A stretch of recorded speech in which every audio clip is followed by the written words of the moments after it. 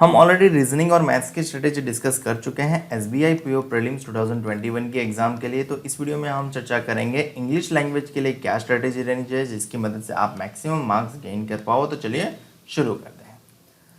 सबसे पहले बात कर लेते हैं, इस वीडियो में हम कवर करेंगे स्ट्रेटेजी के बारे में, सीक्वेंस के बारे में और पिछले साल के कट ऑफ के बारे में। ये हमारा ऑफिशियल इंस्टाग्राम पेज है IBPS_गुरुजी। अगर आपने इसको अभी तक फॉलो नहीं किया तो इसको फॉलो कर लेना। और ये वैदिक मैथ्स ट्रिक्स करके पेज है, यहाँ पे आपको मैथ्स के लिए ट्रिक्स मिल पाएगी। तो ये दोनों पेज ज़रूर से फॉलो कर लेना।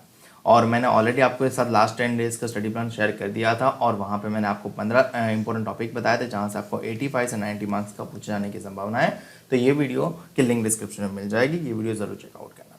अब बात कर लेते हैं इंग्लिश। ये क्वांटिटेटिव की जगह हो जाएगा इंग्लिश, ठीक है।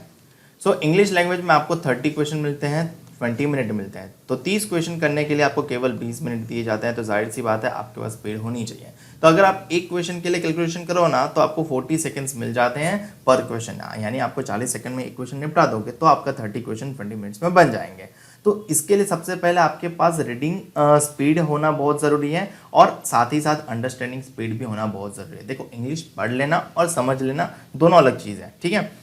तो रीडिंग स्पीड के साथ साथ आपके पास अंडरस्टैंडिंग स्पीड भी होनी चाहिए ताकि आपको दोबारा ना पढ़ने जाना पड़े या फिर 2 से 3 बार ना पढ़ना पड़े, आपको एक बार पढ़े और समझ में आ जाए। और साथ ही साथ वोकेबलरी भी अच्छी हो तो काफ़ी हेल्पफुल बन जाता है और काफ़ी ईजी बन जाता है इंग्लिश लैंग्वेज। तो चलिए डिटेल में जान लेते हैं इंग्लिश लैंग्वेज के सिलेबस के बारे में सबसे पहले, ठीक है। ये इंग्लिश लैंग्वेज का सिलेबस है। तो यहाँ पे आपको सबसे पहले ये चीज़ देखना है कि आप कौन से एरिया में स्ट्रांग हो। स्ट्रांग इनफ किसको बोलते हैं? जैसे कि किसी का रीडिंग कॉम्प्रिहेंशन बहुत सही होता है कि वो मतलब आराम से पढ़ता है, मतलब 5 से 7 मिनट में पढ़ लेता है कॉम्प्रिहेंशन और फिर 2 मिनट में आंसर निपटा लेता है। मतलब अगर रीडिंग कॉम्प्रिहेंशन 10 मार्क का है तो आप 7 से 8 मिनट में, वैसे तो जनरली 5 मिनट में ही आपका होना चाहिए, बट चलो मान लेते हैं कि इंग्लिश में हम कुछ टारगेट करते हैं तो हम थोड़े ज़्यादा टाइम भी ले लेते हैं, क्योंकि अगर हम वीक है या फिर हमें पढ़ने में थोड़ी टाइम लगता है। तो ये चीज़ समझ लो कि रीडिंग कॉम्प्रिहेंशन करने के लिए बेसिकली आपको पैराग्राफ पता चलना चाहिए। वो तभी पता लगेगा जब आप रीडिंग की प्रैक्टिस करोगे, और रीडिंग की प्रैक्टिस करने के साथ साथ आपके वोकेबलरी भी इंप्रूव हो गया और फिर आपके रीडिंग कॉम्प्रिहेंशन में मार्क्स भी आना शुरू हो जाएगा। बाकी एक कॉमन सी बात है कि हम 5th स्टैंडर्ड से हमारे करिकुलम में इंग्लिश में रीडिंग कॉम्प्रिहेंशन पूछा जाता है, हर साल पूछा जाता है, फिर भी आज तक हमारा रीडिंग कॉम्प्रिहेंशन उतना स्ट्रांग इनफ नहीं हो पा रहा है।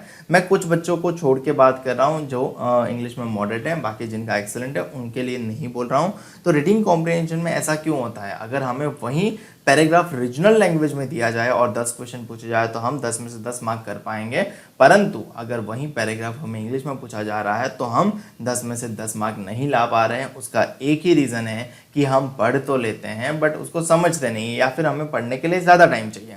तो इसकी पर्टिकुलर प्रैक्टिस करनी पड़ेगी। आप ऐसा नहीं सोचोगे कि मतलब मुझे पढ़ना आता है तो मैं एग्जाम में उसमें क्या पैराग्राफ में से ढूंढना है, तो ऐसा नहीं चलेगा। आपको इसकी बकाया प्रैक्टिस करनी पड़ेगी। तो उसके लिए डेली द हिंदू का एडिटोरियल पढ़ो, एक या 2 आर्टिकल पढ़ लो और उसमें से जो जो वोकेबलरी मिले उसको भी एक्सट्रैक्ट करो और पूरा आर्टिकल पढ़ना है, समझना है, तभी ये चीज़ आपके लिए हेल्पफुल रहेगा। क्योंकि इंग्लिश में रीडिंग एंड अंडरस्टैंडिंग एबिलिटी में ही आपका सबसे ज़्यादा मार्क्स चला जाता है या फिर मिल जाता है। अगर आपको अच्छे से पढ़ना और समझना आता है तो रीडिंग कॉम्प्रिहेंशन आपके लिए बेस्ट है, आप उसमें अच्छे से मार्क्स कर पाओगे। As well as cloze test भी हो जाएगा, क्योंकि क्लोज टेस्ट भी पढ़ के आपके पास थोड़ी बहुत वॉकेब होगी तो आप आराम से क्लोज टेस्ट में भी मार्क्स ले आओगे।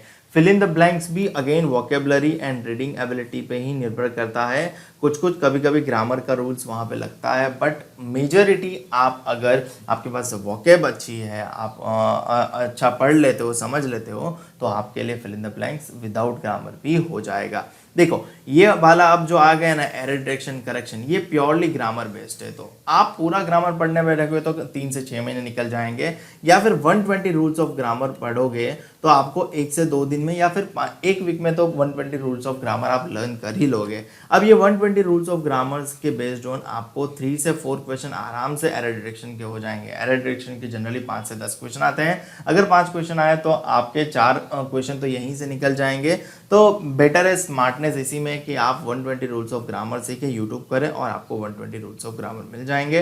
तो वहाँ से आप एरर डिटेक्शन आसानी से कर लोगे। स्पेलिंग एरर अगेन आपने जितना आर्टिकल पढ़ा होगा वहाँ से जितने वोकेबुलरी एक्सट्रैक्ट किए होंगे तो वहाँ से आपको स्पेलिंग एरर भी पता चल जाएंगे, एंटोनिम सिनोनिम्स भी पता लगेंगे। इडियम एंड फ्रेजेस के लिए अलग से आपको पढ़ना पड़ेगा, जो idioms and phrases current affair में आते हैं, हिंदू आर्टिकल में आते हैं या फिर कुछ और आपको पढ़ने पड़ेंगे। Word usage and replacement again आप इसकी प्रैक्टिस करोगे तो आपको बनेगा और अच्छे से बन जाएगा। तो मेजरली आपका फोकस होना चाहिए रीडिंग पे और रीडिंग स्पीड पे और साथ ही साथ अंडरस्टैंडिंग एबिलिटी पे। ध्यान रहे जो चीज़ नहीं आती है उसको अटेम्प्ट ना करें बाय फ्लूक या फिर सिर्फ आप ब्लफ ना करें, ये चीज़ ध्यान में रखें। पैरा जंबल अगेन आपके अंडरस्टैंडिंग एबिलिटी एंड आपके प्रैक्टिस पे निर्भर करता है। ऐसा नहीं कि पैरल जंबल के लिए आपको कनेक्टर्स की या नॉलेज या वगैरह वगैरह ज़्यादा होना चाहिए। सिंपली अगर आप पैरा जंबल को प्रैक्टिस करते हो, समझ में आता है कि ये लाइन और वो लाइन कनेक्शन नहीं है, तो आप आराम से पैरा जंबल कर लोगे। तो ये चीज़ ध्यान रखो, पैरा जंबल में ट्रिक को फाइंड करते रहने से बेटर है कि आप उसकी प्रैक्टिस करना शुरू कर दो। डेली आप इंग्लिश की सेक्शनल टेस्ट लगाओगे तो आपका लगाने के बाद ये चीज़ ध्यान रखना है कि जो जो नहीं आया, जो जो नहीं बना, जो जो गलत हुआ उसकी एनालिसिस होना चाहिए, तभी ये चीज़ इम्प्रूव कर पाओगे।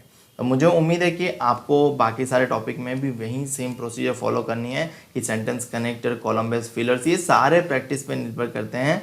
आपको प्रैक्टिस ही करनी है। ऐसा नहीं कि English purely grammar, total grammar पूछ रहे हैं, नहीं। अगर आपके पास रीडिंग एबिलिटी है, अंडरस्टैंडिंग एबिलिटी है और आपकी वोकेबुलरी गुड है तो आप आराम से इंग्लिश क्रैक कर पाओगे और गुड स्कोर भी कर पाओगे। और ग्रामर के लिए आप केवल 120 रूल्स ऑफ ग्रामर कर लोगे तो भी आपका काम बन जाएगा। आप आराम से 20 से 25 मार्क्स ले आओगे। और अगर आपको 30 कर लाने ही हैं तो फिर ग्रामर की तो ज़रूरत है।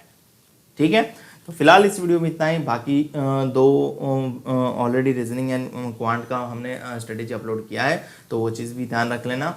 और आपको मैं प्रीवियस ईयर का कट ऑफ बता देता हूँ। प्रीवियस ईयर का कट ऑफ जनरल कैटेगरी का था 58, तो इस साल हम टारगेट करके चलेंगे 75 से 80। तो ध्यान रहे आपके मिनिमम अटेम्प्ट 75 हो, उस तरह से प्रैक्टिस कीजिए, उस तरह से अपना इनपुट दीजिए। फिर एग्ज़ाम डे पे अगर पेपर टफ है, 75 अटेम्प्ट नहीं होता तो चलेगा, परंतु हमारे एफर्ट्स दिखने चाहिए।